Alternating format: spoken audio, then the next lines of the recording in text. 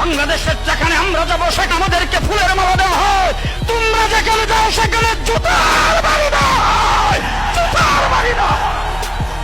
তোমাদের ইতিহাস জুতা খাওয়ার ইতিহাস। বাংলাদেশের সামনে কোথাও বের হবে, গালে গালে জুতা পড়বে, গালে গালে জুতা পড়বে।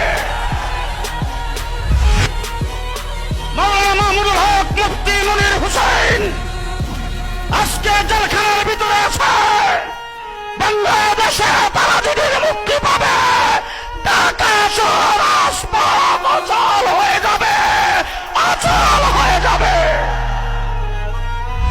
যদি অনতি বিলম্বে আলেম উলামায়ে কেরামকে মুক্তি দেওয়া না হয়, আর আমাদের যদি রাজপথে নামতে হয়, আজকে যারা সরকার পতনের আন্দোলন নিয়ে মাঠে নেমেছেন, আমরা তাদের সাথে সুর মিলাইতে দ্বিধাবোধ করব না, দ্বিধাবোধ করব না।